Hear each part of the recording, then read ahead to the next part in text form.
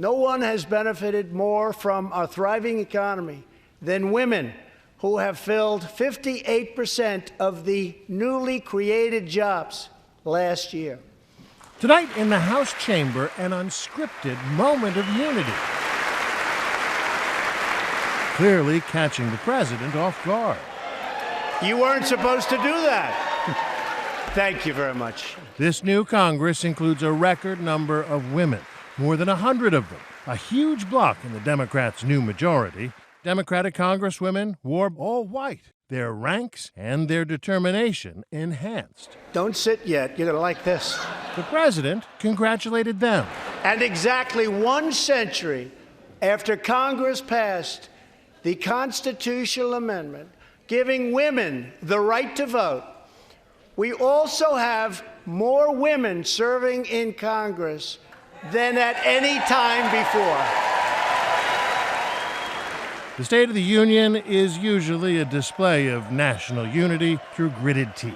The atmosphere this year especially toxic, even though on the surface it was all smiles. Millions of our fellow citizens are watching us now gathered in this great chamber, hoping that we will govern not as two parties, but as one nation. The president insisted the State of the Union is sound, but he also acknowledged deep divisions. An economic miracle is taking place in the United States, and the only thing that can stop it are foolish wars, politics, or ridiculous partisan investigations. Speaker Nancy Pelosi single-handedly delayed this speech for a week over the White House's objections. As the Trump presidency enters its 3rd year, she could be a major thorn in his side.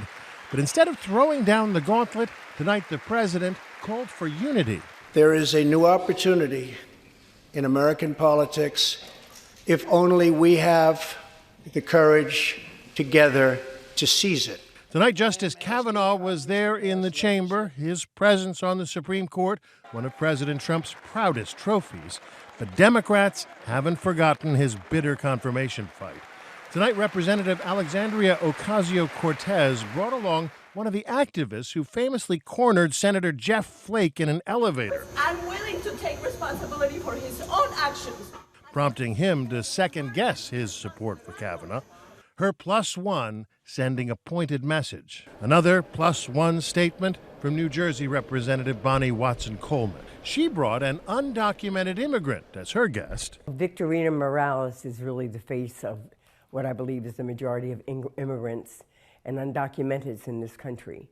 She's hardworking, she's honest, she contributes to the community. Victorina Morales was also gainfully employed until recently as a housekeeper at Donald Trump's golf course in Bedminster, New Jersey. El ambiente era de que lo trataran a uno de burro, de estúpido. Estoy hablando por los 12 millones que estamos aquí. Her story first reported in the New York Times. She's also the face of Trump hypocrisy. President Trump insists illegal immigration isn't just a problem, but a threat. This is a moral issue. The lawless state of our southern border is a threat to the safety, security, and financial well-being of all America.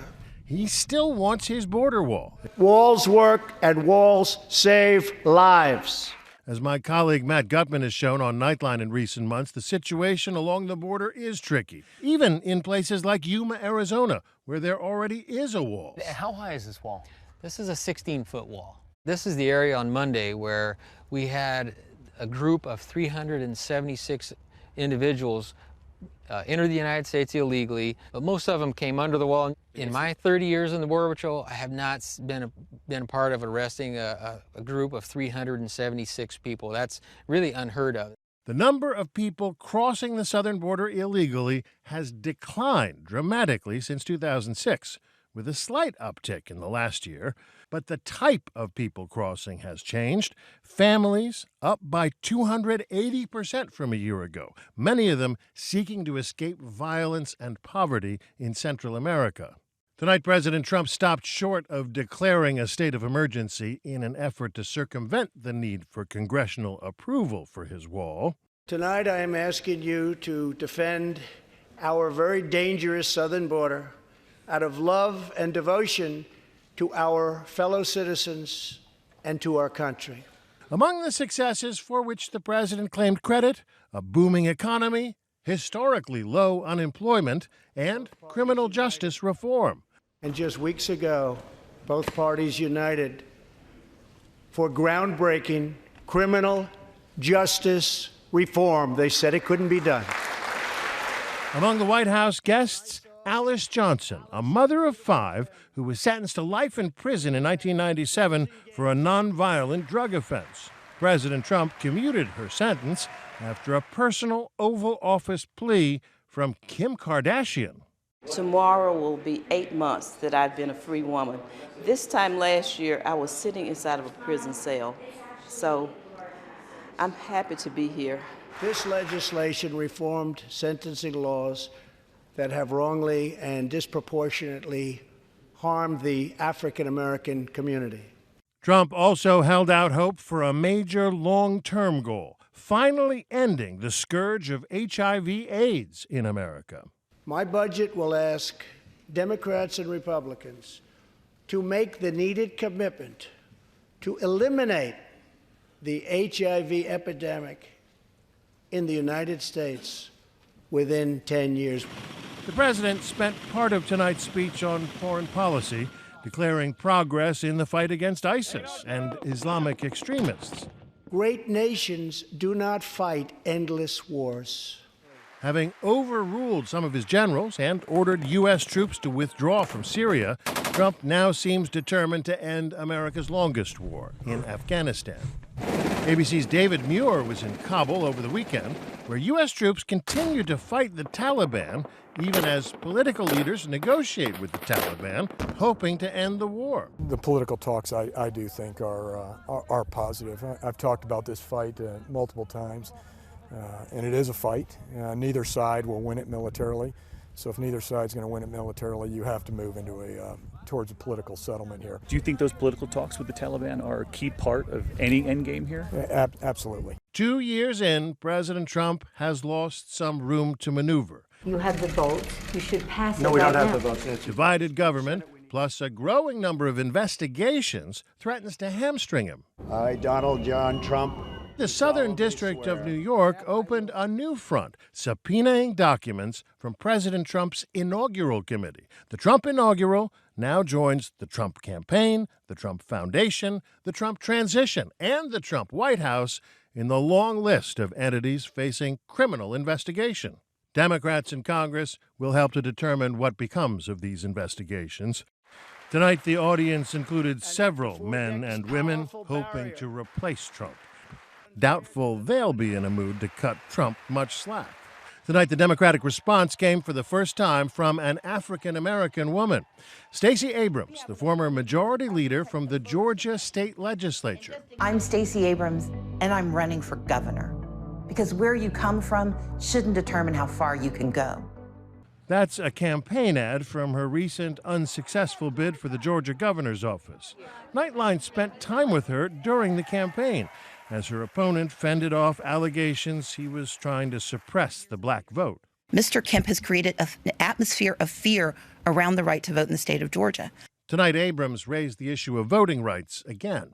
This is the next battle for our democracy, one where all eligible citizens can have their say about the vision we want for our country. She also sought to pin the blame for the recent government shutdown entirely on the White House. The shutdown was a stunt, engineered by the President of the United States, one that defied every tenet of fairness and abandoned not just our people, but our values. We may not have heard the last of the shutdown. The government due to run out of money again later this month. President Trump clearly doesn't want that to happen. I am asking you to choose greatness. But as he's already discovered this year, the art of the deal in this environment is very different from what he's accustomed to. Tonight, one of his biggest applause lines was his suggestion that it's time for a new approach. We must reject the politics of revenge, resistance, and retribution, and embrace the boundless potential of cooperation, compromise, and the common good. Even Speaker Pelosi leapt to her feet to endorse that idea. Whether it's anything more than wishful thinking will depend on her and him. I'm David Wright for Nightline in New York.